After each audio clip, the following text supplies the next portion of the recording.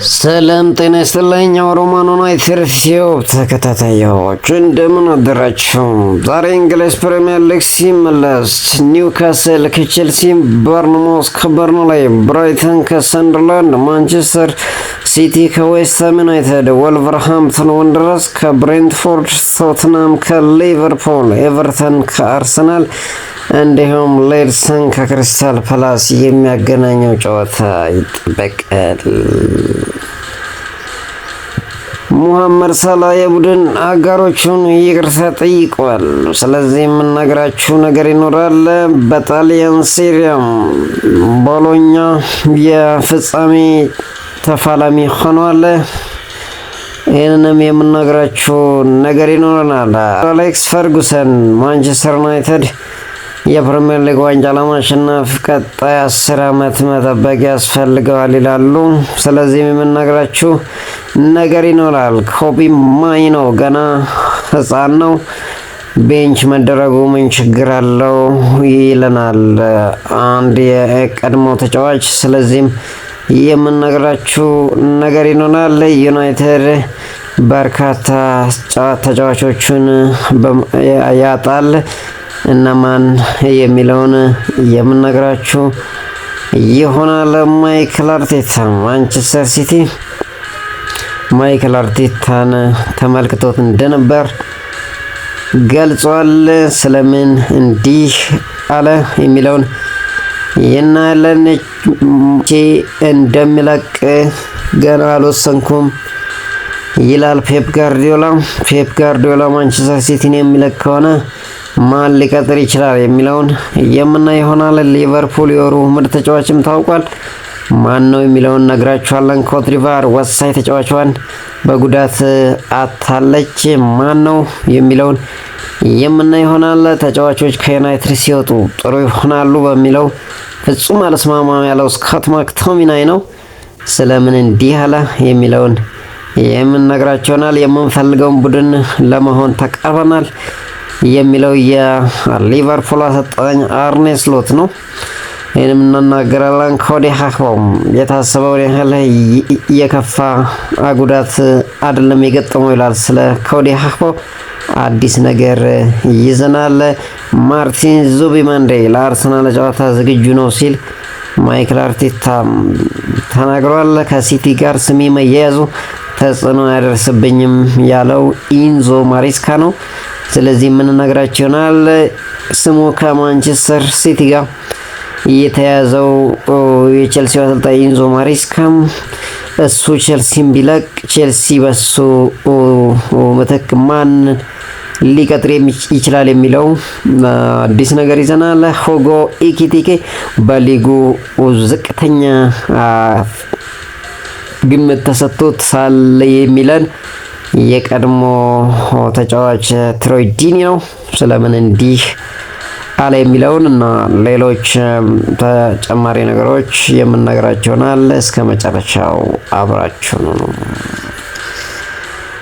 በቅድሚያም በእንግሊዝ ፕሪሚየር ሊግ ዛሬ ከቀኑ 9 ሰዓት ተኩል ላይ ኒውካስል ዩናይትድ ከቼልሲ በኒውካስሉ ሜዳ ይገናኛሉ።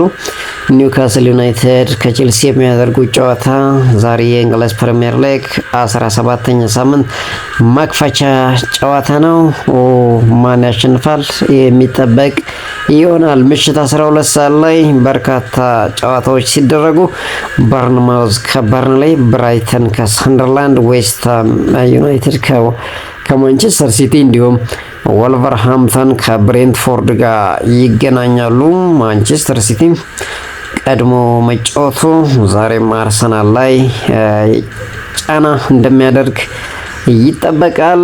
ምሽት 2 ሰዓት ተኩል ላይ የሳምንቱ ታላቅ ጨዋታ ቶትናምን ከሊቨርፑል ያገናኛል። በወቅታዊ አቋማቸው ምንም እንኳን ታላቅ ጨዋታ ባይባልም ቢግ ሲክስ ከሚባሉት ወሳኞቹ ናቸው። ቶትናም ከሊቨርፑል ቶትናም ሜዳ ላይ ይገናኛሉ። ምሽት 5 ሰዓት ላይ ኤቨርተን ከአርሰናል ጋር የሚያደርጉት ጨዋታ በጉጉት ይጠበቃል። ይህ ጨዋታ ምናልባት ማንቸስተር ሲቲ ዌስትሃምን አሸንፈው ከሚሆን ከሆነ የአርሰናል ላይ ከባድ ጫና የሚሆን ይሆናል። ምክንያቱም ኤቨርተን ለትልልቆች ቡድን በዘንድሮ ዓመት አደገኛ ክለብ እንደሆነ አይተናል። ስለዚህ ኤቨርተን በሜዳው መሆኑም ሌላ ጫና እንደሚሆን ይጠበቃል። በተመሳሳይ ሰዓት ሊድስ ዩናይትድም ከክሪስታል ፓላስ ጋር ይጫወታል። የጨዋታ በጉጉት ይጠበቃል። ሙሐመድ ሳላ በቅርቡ አሰልጣኝ አርኔ ስሎትና የክለቡ አስተዳደር ለሚዲያ በአደባባይ ተችቶ እንደነበር ይታወቃል። ግብፃዊ ተጫዋች ሙሐመድ ሳላም በሰጠው አስተያየት በኋላ በይፋዊ የቡድን አጋሮቹን ይቅርታ መጠየቁን ገልጿል። የሊቨርፑል ተጫዋች ከርስ ጆንስ ስለ ክስተቱ ተጠይቀው ሳላ የቡድን አጋሮቹን ሁሉ ይቅርታ ጠይቋል ሲል አረጋግጧል። ተጫዋቹ ከተጣለበት አንድ ጨዋታ በኋላ ከአሰልጣኝ አርኔ ስሎት ጋር ተነጋግሮ ወደ ቡድን ስብስቡ መመለሱ ይታወቃል። አሁን ሙሐመድ ሳላ ለሀገሩ ግብጽ ምናልባትም የመጨረሻውን የአፍሪካ ዋንጫ ሊያደርግ በሀገሩ እንደሚገኝ ይታወቃል። ምናልባት ለፈርዖኖቹ ዘንድሮ ዋንጫውን ያመጣል ተብሎ ይጠበቃል። የቀድሞ ታሪካዊ አሰልጣኝ ሰር አሌክስ ፈርጉሰን ማንቸስተር ዩናይትድ ሊጉን ለማሸነፍ ተጨማሪ 10 ዓመታት ሊያስፈልገው እንደሚችል ገምተዋል። ማንቸስተር ዩናይትድ አሁን ያለበት ሁኔታ የእኔን ገጠመኝ ያስታውሰኛል፣ ሊቨርፑል ሀያል የነበረበትን ወቅት ሲሉ ፈርጉሰን አስታውቀዋል። ሊቨርፑል 4 ሻምፒዮንስ ሊግ ያሸነፈ አስደናቂ ቡድን ነበር ያሉት አሰልጣኙ፣ ነገር ግን ሊጉን ለማሸነፍ 30 ዓመት መጠበቅ አስፈልጎታል ሲሉ ተናግረዋል። ማንቸስተር ዩናይትድ አሁን ላይ ተመሳሳይ ሁኔታ ውስጥ ነው። ፕሪሚየር ሊጉን ለማሸነፍ ሌላ 10 ወይም 11 ዓመት ሊወስድበት ይችላል ሲሉ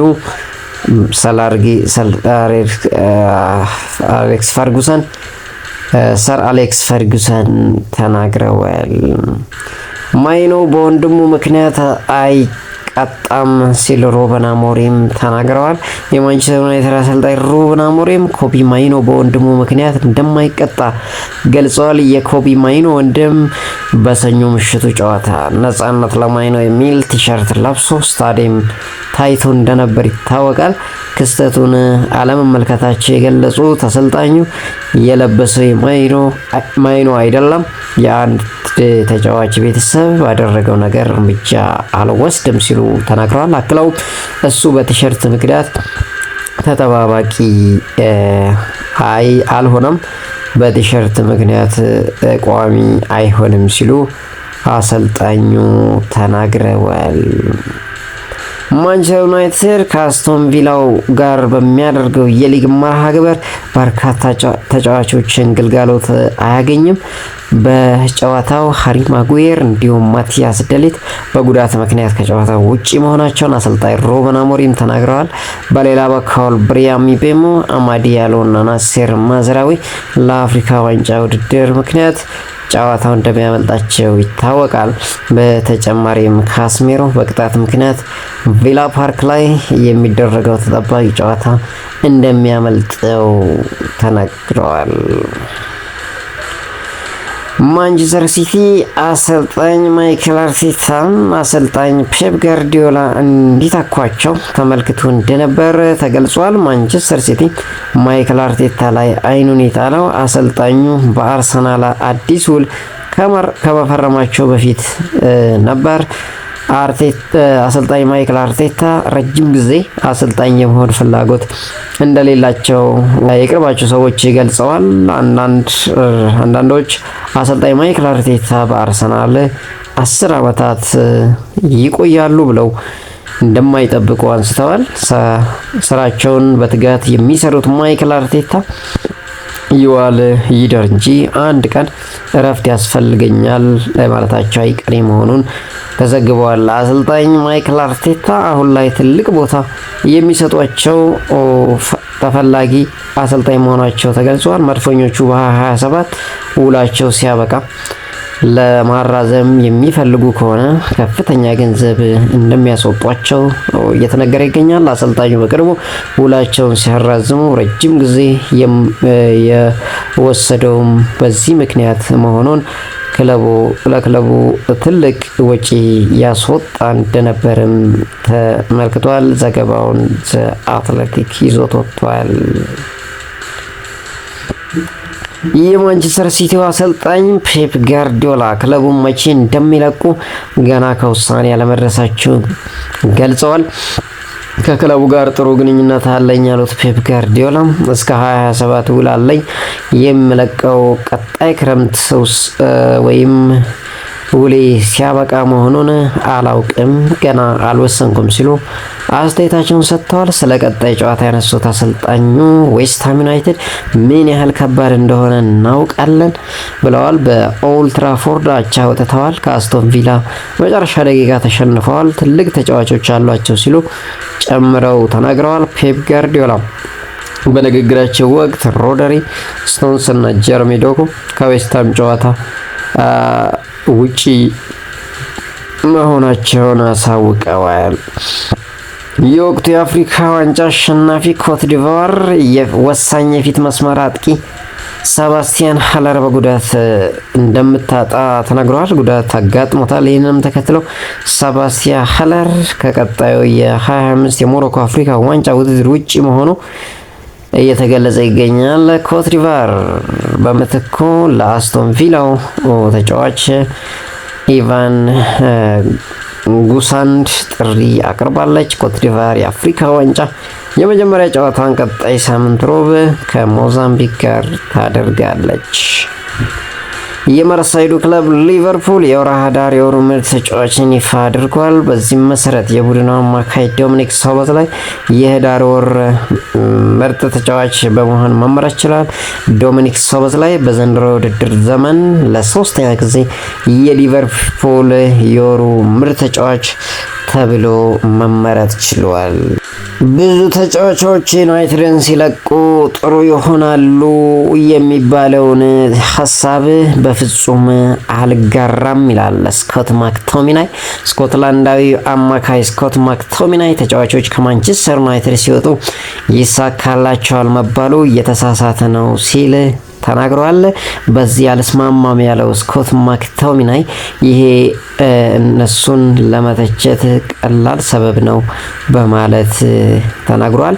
እኔ በማንቸስተር ዩናይትድ በነበረኝ መጨረሻ ዓመት 10 ጎል አስገብቼ ዋንጫ ማሸነፍ ያለው ሲል ተናግሯል። አክሎም አንድ ቀድሞ ተጫዋች ማንቸስተር ዩናይትድ መውቀስ ቀላል ነው፣ ነገር ግን ክለቡ ሁሉንም ነገር አድርጎልኛል፣ የተቻለውን ሁሉ አድርጓል ሲል አስተያየቱን ሰጥቷል። አንዳንድ ጊዜ በራስ የመተማመን ጉዳይ ነው። ምናልባት በሌሎች ክለቦች ብዙ ትጫወታለህ፣ ብዙ ትኩረት አይደረግብህም፣ ብዙ ጎላ ስታስቆጥር በራስ መተማመን ይሰማሃል ሲል ስኮት ማክቶሚናይ ተናግረዋል።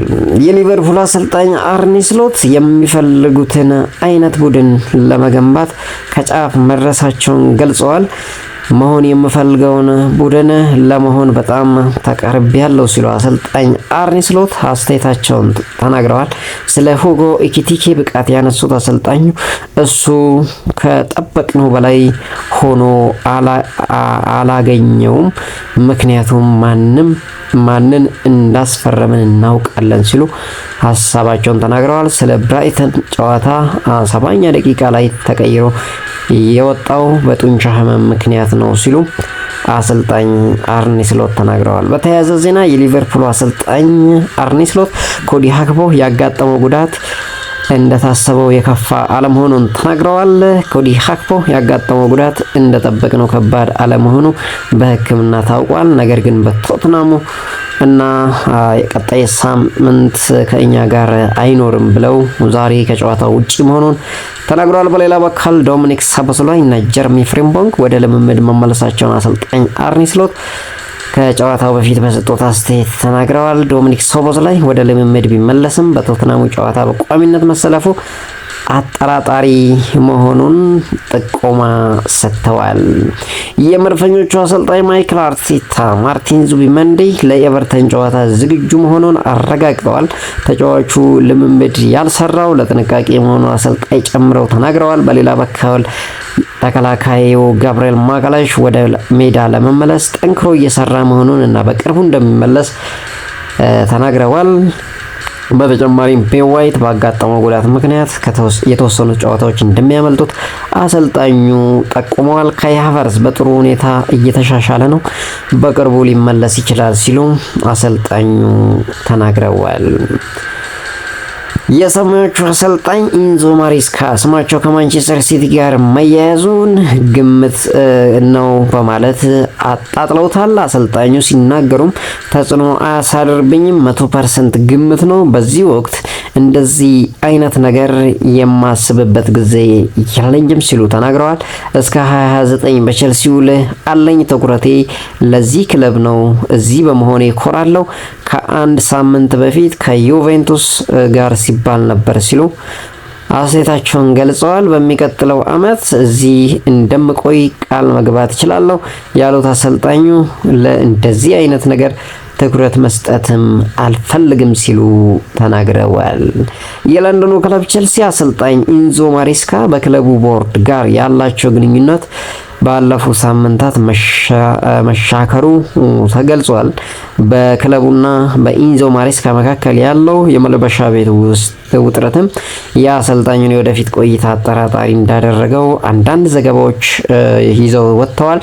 በዚህ ምክንያት አሰልጣኙ በዓመቱ መጨረሻ ክለቡን በስምምነት ሊለቁ ወይም ሊሰናበቱ እንደሚችሉ እየተነገረ ይገኛል። ይህ በእንዲህ እንዳለ ማንቸስተር ሲቲዎችም ፔፕ ጋርዲዮላን ከለቀቁ ኢንዞ ማሬስካን ለመሾም ማሰባቸው መዘገቡ ይታወሳል።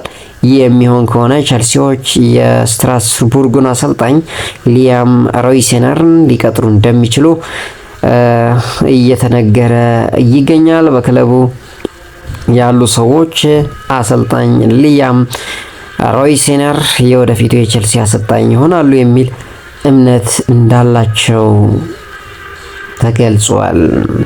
የቀድሞ እንግሊዛዊ የፊት መስመር ተሰላፊ ትሮይ ዲኒ ሁጎ ኢኪቲኬ ትልቅ አቅም ያለው ተጫዋች መሆኑን ገልጿል። ሁጎ ኢኪቲኬ በፕሪሚየር ሊጉ ዝቅተኛ ግምት የተሰጠው የፊት መስመር አጥቂ ነው ሲሉ አሰልጣኝ ትሮይ ዲኒ አስተያየታቸውን ሰጥተዋል። አክለውም እሱ ለፕሪሚየር ሊጉ የወርቅ ጫማ ኤርሊንግ ሃላንድን መፎካከር ይችላል ሲል ለሁጎ ኢኪቲኬ ያለውን ሀሳብ እና አድናቆት ተናግረዋል። በጣሊያን ሱፐር ካፕ ውድድር ናፖሊ ኤስ ሚላን ጋር ያደረገውን ግማሽ ፍጻሜ ጨዋታ 2-0 በሆነ ውጤት ማሸነፉ ይታወሳል። የናፖሊ ማሸነፊያ ግቦች ራስመስ ሆይላንድ እንዲሁም ዴቪድ ኔሬስ ማስቆጠራቸው ይታወቃል። ናፖሊ ከ2014 ወዲህ የሱፐር ኮፓ ኢታሊያም ዋንጫ አሸንፎ አያውቅም። ናፖሊ በታሪኩ 6 ጊዜ ለጣሊያን ሱፐር ካፕ ፍጻሜ ሲደርስ በ4ቱ ተሸንፎ በ2ቱ ሻምፒዮን መሆን ችሏል። ናፖሊ ካደረጋቸው 6 የጣሊያን ሱፐር ካፕ ፍጻሜ ጨዋታ 4ቱን ያደረገው ከዩቬንቱስ ጋር ነበር። ናፖሊ የፍጻሜውን ጨዋታ ከቦሎኛ ጋር እንደሚያደርግ ተረጋግጧል።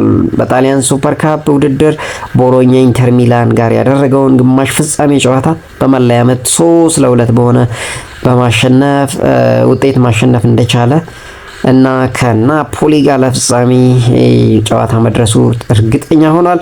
ሁለቱ ክለቦች መደበኛ ጨዋታቸውን ክፍለ ጊዜ ኢንተር ሚላን ከቦሎኛ 1-1 በሆነ ውጤት አቻ ተጠናቀዋል። የኢንተር ሚላንን ግብ ማርከስ ቱራም ሲያስቆጥር አርሶሊኒ የቦሎኛን አቻነት ጎል አስቆጥሯል። ይህንም ተከትሎ ቦሎኛ ለጣሊያን ሱፐር ካፕ ፍጻሜ ማለፋቸው ተረጋግጧል። የወቅቱ ኮፓ ኢታሊያ አሸናፊ ቦሎኛ በፍጻሜ ወቅቱ የሴሪ አሸናፊን ናፖሊን ሰኞ የሚገጥም ይሆናል። ምናልባት ይህንን ጨዋታ ናፖሊ የሚያሸንፍ ከሆነ የማንቸስተር ዩናይትዱ ተጫዋች ራስመስ ሆይላንድ ዋንጫ የሚያገኝ ይሆናል። የማንቸስተር ዩናይትድ ተጫዋቾች ማንቸስተርን ሲለቁ ብቃታቸውን ያገኛሉ የሚለውን ሀሳብ አልስማማም ቢልም ስኮት ማክቶሚናይ ይሄ ምናልባት ሀሳቡን ፍሩሽ የሚያደርግ ይሆናል። ምክንያቱም ራስመስ ሆይለንድ በተደጋጋሚ ለናፖሊ ጎል እያስቆጠረ መሆኑ የሚታወቅ ይሆናል። ማንቸስተር ዩናይትድ ከፕሮፌሽናል ዳኞች ማህበር ኃላፊ ሃዋርድ ዌብ ጋር ለመነጋገር ጥያቄ ማቅረቡ ተገልጿል። ቀዮቹ ሰይጣኖች ጥያቄውን ያቀረቡት ቡድኑ ላይ አወዛጋቢ ውሳኔዎች ተላልፈዋል በሚል መሆኑ ዴይሊ ሜል ዘግቧል። ክለቡ ለማድረግ ባሰበው ንግግር ላይ አሰልጣኝ ሩበን አሞሪም አለመሳተፋቸው ተነግሯል። የክለቡ ኃላፊዎች በዳኝነት መበሳጨታቸውና የዳኞች ውሳኔ ቡድኑን ብዙ ነጥብ በማስጣል ዋጋ እንዳስከፈለው እምነት አለን በማለት ነው ማለት ነው። ፖርቹጋላዊ የመሃል ሜዳ የአል ሂላል ተጫዋች ሩበን ኔቬስ ወደ እንግሊዝ ፕሪሚየር ሊግ መመለስ ፍላጎት እንዳለው ተገልጿል። ተጫዋቹ በጥር የተጫዋቾች ዝውውር መስኮት የፕሪሚየር ሊግ ክለብ መቀላቀል እንደሚፈልግ እየተነገረ ይገኛል። አሁን ላይ ማንቸስተር ዩናይትድ እና ኒውካስል ዩናይትድ ለተጫዋቹ ፍላጎት ያሳዩ ክለቦች መሆናቸው ታይምስ ስፖርት አስነብቧል። ሩበን ኔቬስ ከ2 ዓመታት በፊት ከወልቭስ አል ሂላልን መቀላቀሉ ይታወሳል። ኮቤ ማይኖ ገና ልጅ ነው፣ ተጠባባቂ መሆኑ ምንድነው ችግሩ የሚለው ሮይ ኪን ነው። የቀድሞ የማንቸስተር ዩናይትድ ታሪካዊ ተጫዋች ሮይ ኪን ኮቤ ማይኖ በአሰልጣኙ መበሳጨት የለበትም። አሰልጣኙን ለማሳመን እና አሰልጣኙ መሳሳቱን ማሳየት ነው ያለበት ሲል ምክሩን ለግሶታል። ኮቤ ማይኖ ገና 20 ዓመቱ ነው። ተጠባባቂ ወንበር ላይ ቢቀመጥና ቢታገስ እንዲሁም ጨዋታዎችን ቢማር ችግሩ ምንድነው ሲል ሮይ ኪን ተናግሯል። እሱ እድሉን ባያገኝም እንኳን መታገሱ መጥፎነቱ ምንድነው ሲል የጠየቀው ሮይ ኪን ሁላችንም በዚህ መንገድ ነው ያለፍነው ሲል አስተያየቱን ሰጥቷል። አክሎም አንዳንድ ጊዜ አሰልጣኝ በአንተ አይተማመንም፣ እንደ ተሳሳተ ማረጋገጥ ይኖርብሃል። እያንዳንዱ ቀን ለዛ እድል ነው ሲል ሮይ ኪን ስለ ኮቤ ማይኖ ይናገራል። ኮቤ ማይኖ የኮቤ ማይኖ ወንድም በልብሱ ቲሸርት ላይ ነጻነት ለማይኖ የሚል ጽሑፍ ስለማሳየት የጠየቀው ሮይ ኪን ስለ እሱ ባላወራ እመርጥ ነበር ብሏል። አንዳንድ ጊዜ ሞኝ በሆኑ ሰዎች ትከበባለህ፣ በተለይ በራስ ቤተሰቦች ውስጥ ሲል የወንድሙን አስተያየት ሮይ ኪን ተችቷል። ዛሬ ሰንደርላንድ ጨዋታውን ያደርጋል። በዚህ ጨዋታ ላይ አንድ አፍሪካዊ ተጫዋች እንደሚጠቀም ይጠበቃል። ይህም ተጫዋች ሀቢብ ዲያራ ነው። ሀቢብ ዲያራ የሴኔጋል ብሔራዊ ቡድንን እስካሁን አለመቀላቀሉ ተነግሯል። የሰንደርላንዱ ተጫዋች ሀቢብ ዲያራ ለአፍሪካ ዋንጫ እስካሁን የሴኔጋል ብሔራዊ ቡድንን እንዳልተቀላቀለ ተገልጿል። ተጫዋቹ ዛሬ ከብራይተን ጋር የሚደረገው ጨዋታ ላይ ተሰልፎ ይጫወታል ተብሎ ይጠበቃል። በክለቡ የሚገኙ ሁሉም ተጫዋቾች ቡድኑን ለቀው ለአፍሪካ ዋንጫ ለመዘጋጀት ብሔራዊ ቡድናቸውን ተቀላቅለዋል። ነገር ግን ይህ ተጫዋች አሁንም በሰንደርላንድ ቤት እንደሚገኝና ዛሬ ጨዋታውን ካደረገ በኋላ ለሴኔጋል ብሔራዊ ቡድን ወደ ብሔራዊ ቡድኑ ማምራቱ ይጠበቃል። የሴኔጋል ብሔራዊ ቡድን የአፍሪካ ዋንጫ የመጀመሪያ ጨዋታውን ቀጣይ ሳምንት ማክሰኞ ከቦስኒያ ጋር ነው የሚያደርገው። ምናልባትም ለዚህ ጨዋታ እንደሚደርስ ይጠበቃል። በመጨረሻም የያዝነው የውድድር ዓመት አሰልጣኝ ፔፕ ጋርዲዮላ በማንቸስተር ሲቲ የሚኖራቸው የመጨረሻ ቆይታ ሊሆን እንደሚችል ተገልጿል። አሰልጣኝ ቆይታው የመጨረሻ ውሳኔ በውድድር ዘመኑ መጨረሻ እንደሚወሰን ተናግሯል። አሰልጣኝ ፔፕ ጋርዲዮላ ከማንቸስተር ሲቲ ጋር ከተለያዩ ክለቡን ይረከባሉ ተብለው የሚጠበቁት አሰልጣኝ ኢንዞ ማሬስካ መሆናቸው እየተገለጸ ይገኛል። ማንቸስተር ሲቲ ፔፕ ጋርዲዮላን ቀቁ በሚል በመጀመሪያ አሰልጣኝ ዝርዝር ውስጥ ኢንዞ ማሬስካን መያዛቸው ተጠቁሟል። አሰልጣኝ ፔፕ ጋርዲዮላ በማንቸስተር ሲቲ ያላቸው ውል የሚጠናቀቀው በ2027 ቢሆንም በአመቱ መጨረሻ በይፋ ክለቡን ሊለቁ ይችላሉ የሚል ስጋት እንዳለ ዘ አትሌቲክ አስነብበዋል። ውድ የቻናላችን ተከታታዮች ለዛሬ ያዝናቸው ዜናዎች ይህን ይመስላሉ። ዛሬ ማንቸስተር ሲቲ ከዌስትሃም፣ ኤቨርተን ከአርሰናል፣ ቼልሲ ከኒውካስል ዩናይትድ፣ ቶተናም ከሊቨርፑል የሚያደርጉትን ጨዋታ ማን ያሸንፋል የሚለውን ግምታችሁን በኮመንት ሴክሽን ያጋሩን። ለሚደግፉት ክለብ ሁሉ መልካም ውጤት፣ መልካም እድል እንዲሆንላችሁ ከወዲሁ እመኛለሁ። መልካም ቀን